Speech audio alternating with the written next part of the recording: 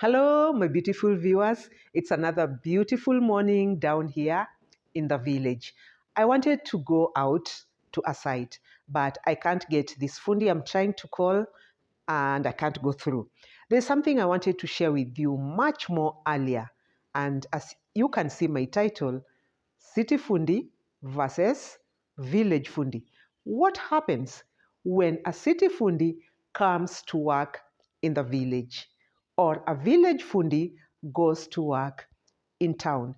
A Fundi is a Fundi, but there are challenges that they go through when they move from the city to the village or the village to the city or a bigger town. Before I do that, let us go and I show you something outside my compound.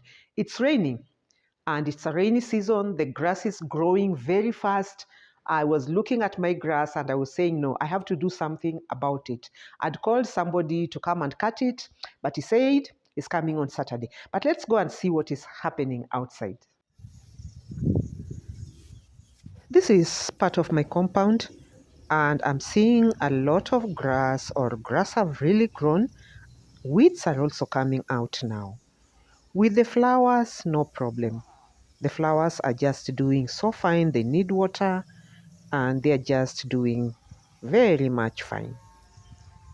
With the grass, I just have to cut them so that I don't get all type of reptiles getting into the house. So this is what I'll be doing on Saturday. The person who cuts the grass for me told me he's going to come on Saturday. These are the flowers that I'd planted much more earlier. You can remember the other time I was making this place and the flowers that I had planted. So you see how the grass has really grown so fast.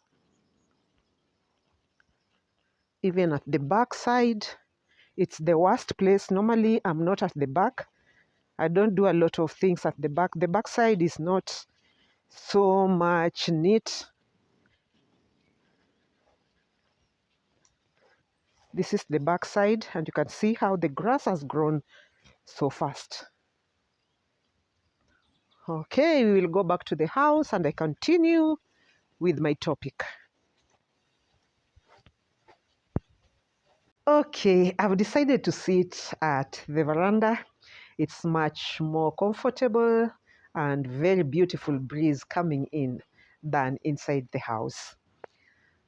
We want to start with a village Fundi or what really happens to them. You know, a village Fundi or Fundis are used to where they are. All Fundis are used to where they are.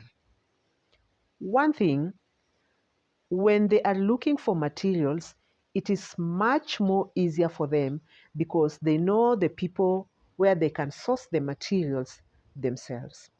The other time I went to a site just here around and I got a Fundi who came all the way from Nairobi. He told me he was coming from Kajiado. I was looking at the materials and I asked him about the ballast and he told me he got the ballast just in Yala. Na kokoto imetoka wapi? Hapa Yala. Oh, kokoto imechukua Yala? Yeah. Okay, sawa. Naonaga wengine wanaenda maybe daraja mbili, sijui wapi. Huko inataka kama unajuana, ndio unaweza enda huko daraja mbili. Lakini kama wewe ni mgeni huko kama mimi. Wewe ni mgeni? Mimi ni mgeni huko. Kwani unajenga wapi Fundi? Mimi nimekuambia mimi ni mtu wa Kajiado huko. Wewe mtu wa Kajiado? So you see my beautiful viewers, sourcing for materials is a challenge in an area that you don't know. Let's say for example, you are here, the owner didn't source for maybe, the owner wants to build a house with stones and the owner didn't know where to source the materials. So most of the time, Fundis will source for the materials or contractors will source for the materials. This one can happen either way. A Fundi in the village goes to the city, doesn't know where to source for the materials.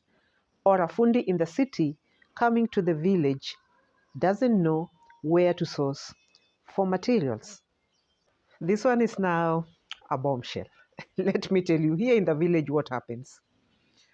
There is always this norm in the village that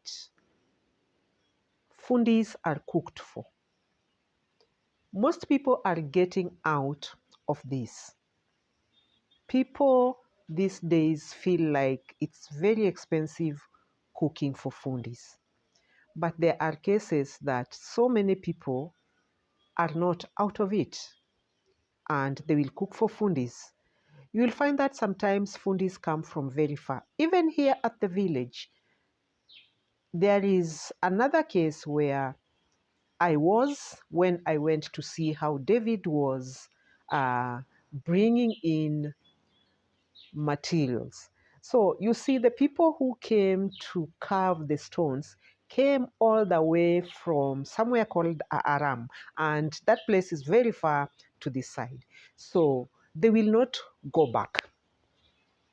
And even if it is those foodies who are around, this norm in the village of cooking for Fundi, we are used to it. I also do it. We cook for Fundis.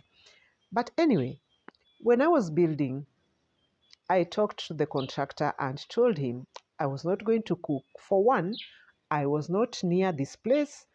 There was nowhere for cooking.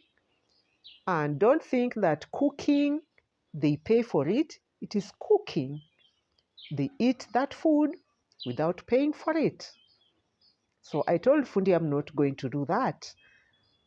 But in a way, they will find a way of telling you that when it gets to this stage, you have to cook. I cooked on the stage of when they were doing the flooring, the koroga on the slab foundation. And then I cooked when the Fundi was going up to place the roof. But I cooked for one day, the last day.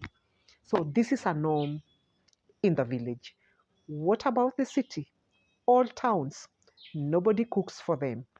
When they come, they work, lunchtime, you go look for your lunch and you come back and continue working.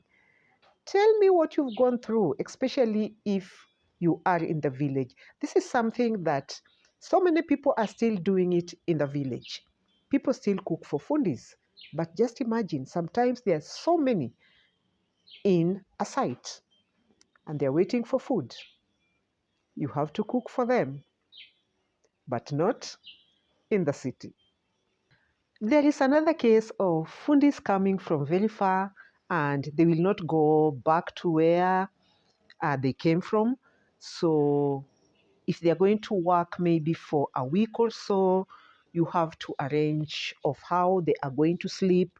I really don't know if you've gone through this. This is something I've seen in the village. When a Fundi comes from very far, they can't go back home. You just have to arrange where they are going to sleep.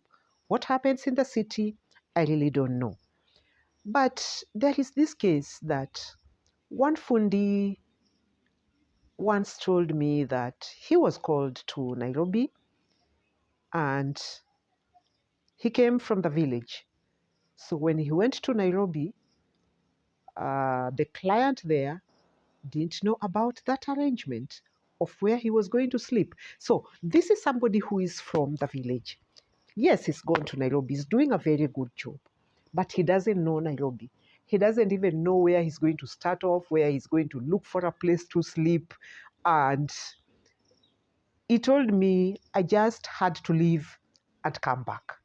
I've moved out to have a little bit of sun. Let us continue. You see the difference of Fundis or the challenges that the Fundis have in the village and in town. I've talked about the materials. I've talked about food. I've talked about where they sleep. And now I want to ask you a question. Who do you think are the best Fundis? The Fundis in the city or the Fundis in the village? Because sometimes people in the city will come with Fundis from the cities thinking that they're the best. And then later on they mess up. And then the Fundis in the village are the ones who take care of the mess. Or it can be the other way round.